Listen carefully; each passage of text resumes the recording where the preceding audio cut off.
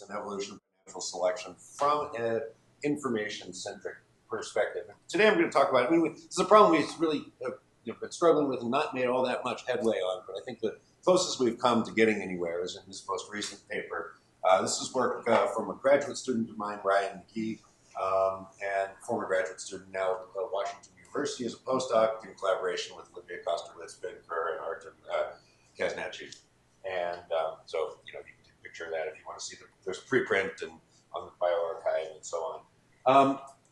If we think about the sort of tremendous diversity of biological form, think about the exquisite fit of biological organisms to their environments, to their niches, to their life histories, and all of that, you realize there's got to be a tremendous amount of information that goes into building a phenotype, and that, of course, that information is encoded to some degree, or we can argue about exactly what that means.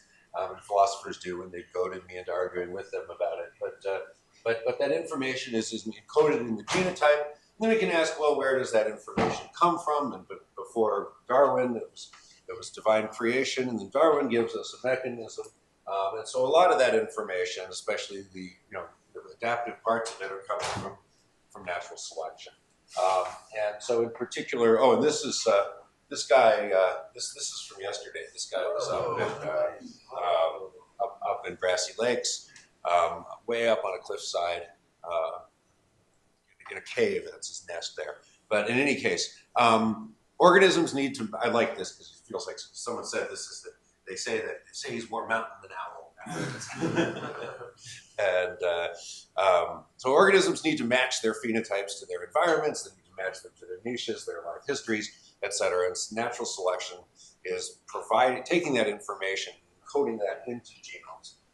And so we can think about, for example, a mouse that has to sort of decide about what kind of phenotype does it want to produce, decide what is developmental decision making. And perhaps it's going to find itself in a light-colored environment. Perhaps it's going to find itself in a dark-colored environment. And hopefully it's got some information in the genome that tells it what to do. And you can kind of think about what the process of getting that information into the genome would look like. You'd have a bunch of mice in a light-colored environment. In fact, people have done exactly these experiments with live owl predators and things like this. You have a bunch of mice that are in an environment like this. Maybe you have sort of equal allele frequencies or equal phenotype frequencies to start with. And then, sort of along comes a hawk and picks off one of the dark mice. The allele frequencies start to change, and more hawks come along, and the allele frequencies change more, and you get more hawks. And this process kind of continues. And what we end up with is a change in allele frequencies and a pile, so to speak, of dead mice. And these are really the core consequences the core kind of quantities I want to talk about today is this change in allele frequencies as it reflects the incorporation of information about the environment into the genomes of the population, and the size of this pile of dead mice. So after this has gone on for a while, of course, this mouse sort of wakes up into the world, gets this message from mom in the genome. The environment is light, so grow light fur, or rather, maybe a little bit more precisely, given that it inherited a light fur allele, it's likely light fur has been favored in the past, and so it's likely to be beneficial now, right? And so this is why Michael Lachman and I say that every bit of adaptive information in your genome was paid for in the blood of your ancestors' children. It doesn't get any more metal than that, right? So it's literally, every bit of adaptive information in your genome was because there was some other bit of information that was switched a different way in one of your other ancestors' other children, and that was wrong, and yours was. So great. We're population geneticists, mathematical biologists, so can we quantify this? And I think so. And this is what I've been trying to figure out how to do for many years. Let's talk about, and again, this is, this slide is a paper and so on, but adaptive information, when I'm thinking about adaptive information, adaptive genetic information, I'm thinking about the inherited material that reduces an organism's uncertainty about its current environment so that its expected fitness is bigger than it would be by chance alone. And one way I might like to think about this would be sort of imagine the state of the environment as a random variable. The environment, could be one way, could be another way. Could have been one way, could have been another way, could be one place, could be another. And think of the genome as another random variable, right? There's a distribution of genomes, actual and counterfactual, and so you sort of wake up in the world one morning, you're a newly fertilized zygote or something, and you're in some environment that's a random variable. You've got some genome that's another random variable. And the mutual information, the natural selection, builds up over time as mutual information between the genome and the environment, which is the entropy of the environment minus the entropy of the environment conditional on the genome. We can measure how much of that information has been put in there by looking at how much allele frequencies have changed due to selection. So these are just basic identities in information theory. This mutual information term is equal to the Kolbeck-Leibler divergence between the joint probability distribution of gene environment versus the product of the marginals, sort of if they were independent, which in sort of a basic model where you start out without any correlation is equal to the joint probability distribution now, the KL divergence between the joint probability distribution now after selection has acted for a long time, and the joint probability distribution before selection started doing anything. So what kind of happens is, you have a range of different types. Natural selection starts to act. Allele frequencies change, and we can look at that, how much they've changed by this divergence. This gives us a sort of information measure, so it's not a proper distance, but it's a divergence. We can sort of think about, if we have different phenotypes, you might evolve by some arc along here, and at any given time we can look at, well, how far has the population traveled, and sort of total distance that it might need to travel to get to the optimal phenotype would be, this kind of a divergence. In fact, these things, there's actually sort of a potential information, and this thing moves up a gradient to the potential information surface, and so on and so forth. That's, again, another talk. Instead, let's step back to say 70 years ago. We've got Haldane and Kimura, thinking about this pile of dead mice. How big does it have to be to do things, right? And so they were able to write down some of the kind of mathematics of load. And in particular, they're trying to understand, like, what does these selective deaths look like? And Kimura introduces the notion of selective load. And the basic idea, or substitution load, and the basic idea with that was, if you think of this, now we're switching from mice to bacteria, but imagine you've got some blue bacteria and red bacteria, and the environment turns out to be propitious for red bacteria, and so the red ones grow nicely, the blue ones don't grow as well as they could, and after some period of time, we have a set of blue ones that could have been but aren't because they didn't have the right phenotype, the red ones that are, and then we're looking at the difference between the fitness of the optimal type, or the growth rate of the optimal type, and the growth rate of these other suboptimal types. And then we sum that across all the different types according to the type frequencies, look at that, integrate that out over time, and that gives us a measure of all the types, all the populations, how much growth could there have been that there wasn't. So again, if this is sort of the fitness of the optimal type, this is the average fitness in the population, this time integral gives us the substitution load. And people sometimes complain about talking about costs of natural selection or loads or things like that. But I think Joe Felsenstein, he says, what do you mean the cost of natural selection? Natural selection is a benefit, it's not a cost. And Joe says, well, no, it's appropriate to speak of the cost of selection because it comes from the fact that selection is less efficient, slower than divine intervention. It would be better if God could just do that, and then you'd all be the optimal type. But he doesn't for whatever reason, and so there's a cost of doing it the hard way, right? So where are we so far? So we've got this notion of information gain that I've talked about which is this KL divergence in allele frequencies. We've got a concept of substitution load, and we want to think about how these relate to one another.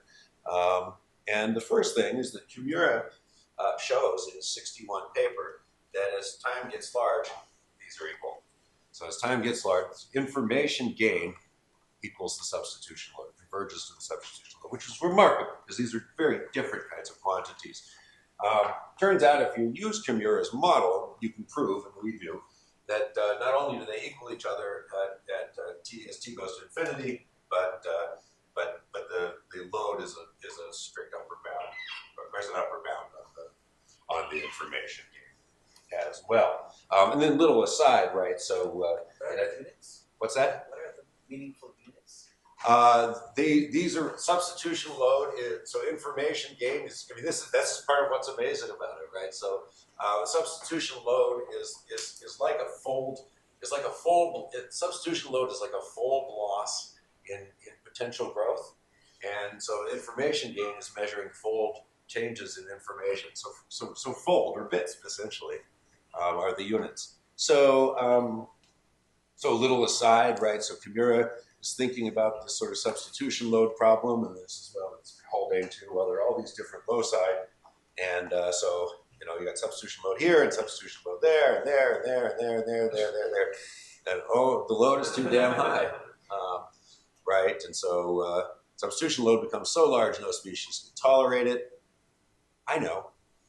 Substitution, there isn't substitution load at most of the loci because they're neutral. It's the genesis of the neutral.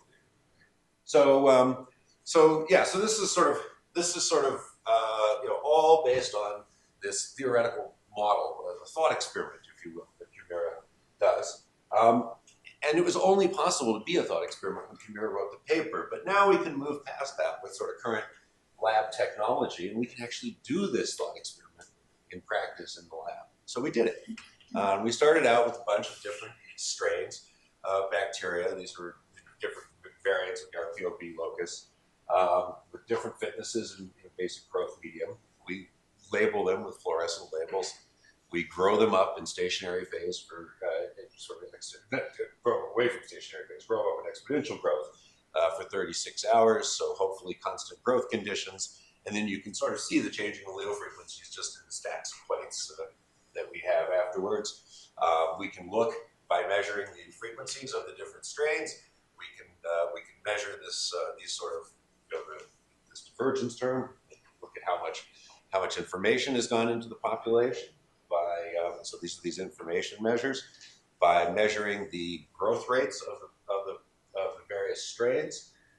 We can measure the population growth rate, the type of growth rates of the optimal types, all of that. We can get measures of this substitution load, and then we put those together to get this picture that we're talking about.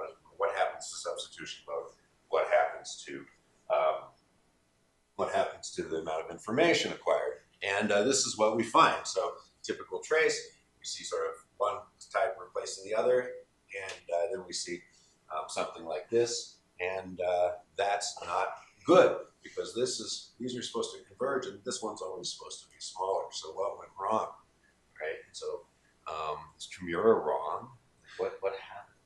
So then we kind of look carefully at the data, and we notice, there's one piece of Kimura's model that is not matched in our experiment. Even in our most tightly controlled lab conditions, we can't keep the fitnesses constant.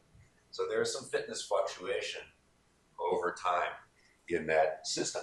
So we go back to the drawing board, and here's the sort of illustration. Fitness is varying.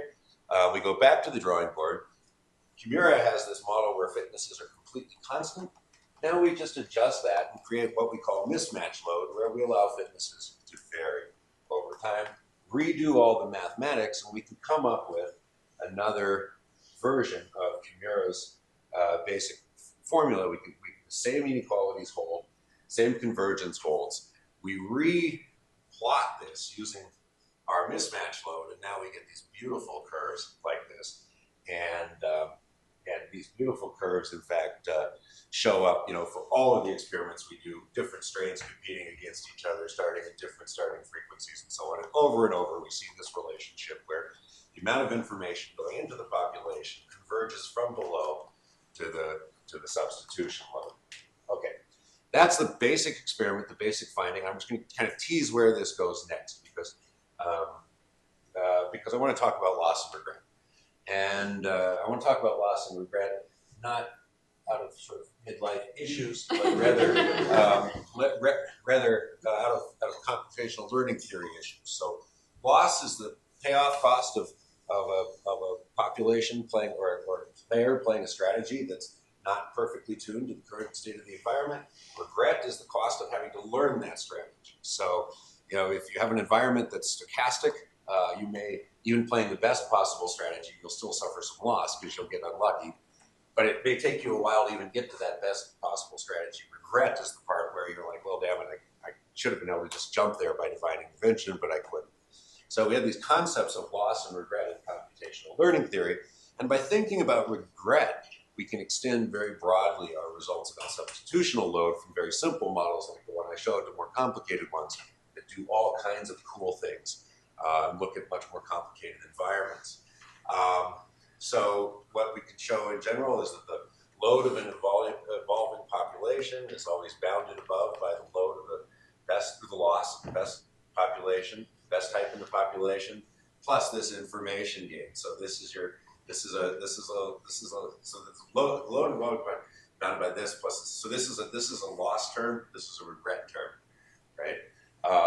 And we can look at different situations. So we can say, stochastic environments, different individuals in the same population end up with different environmental conditions. So you have different environments, different phenotypes. Different phenotypes are best for different environments, but each individual gets a random draw of these three types. The best one turns out to be this one. There's continual loss because this isn't best for everybody. It would be nice to assign each individual to the proper environment, but you can't. But this is the best you can do. So what you see is this cumulative loss increasing. But if you look at regret, the amount of information, this Kobeck-Leibler divergence term, behaves just like we saw in this case of fixed environments. We can look at cycling environments. They're a little bit more complicated, but you can kind of work out math for these kinds of things. We can do games. We can do frequency-dependent fitnesses. So you have a rock, paper, scissors kinds of situation, and now you have a weird thing where the information gain kind of fluctuates like this, but converges to the regret term. And so we can do all these kinds of things. This is sort of more of a teaser for the paper than the actual paper. Prove a bunch of theorems. The information gain converges to the regret, no matter what model we use. We can show that the information gain is bounded above by what we call empirical regret, which is a slightly more complicated thing. It's a measure of regret not taken to anything that could possibly have happened, not in the computer science worst case scenario, but it's an ex post measure of regret given what actually did happen in the sort of particular sequence of environments. And then finally, and then I'll open it up for questions, we can show that among learning algorithms, natural selection is never far from optimal in the sense of minimizing regret. For certain kinds of environments, there'll be more responsive algorithms, follow the leader type algorithms that will do somewhat better. For other kinds of environments, you'll want less responsive environments, but we can sort of put bounds on how bad natural selection is. And the bottom line is it's not very bad. It's actually very, very good. So with that, that's the talk. You can read the paper, which actually has all of these theorems and proofs, and kind of a big experimental section, and way too much kind of computational learning theory for my taste. But that's Brian and Artem are excellent at that. So thank you very much for this.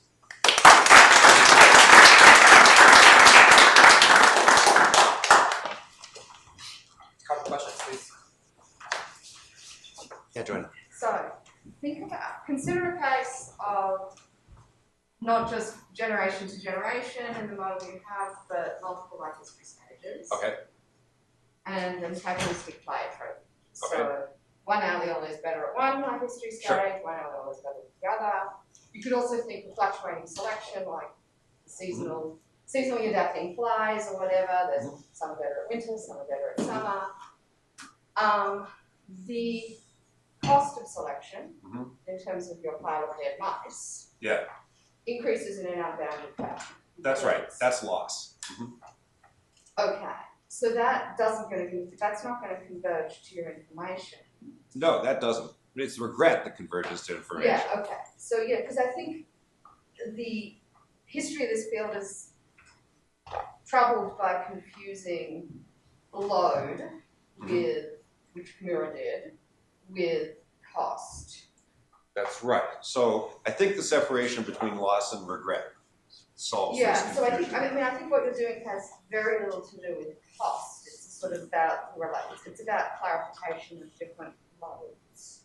It's just coming out of this general line of thinking. I'm not claiming to have solved the cost of natural selection problem per se. I'm claiming to have found a way to apply computational learning theory to think clearly about the selective consequences of putting information in genomes.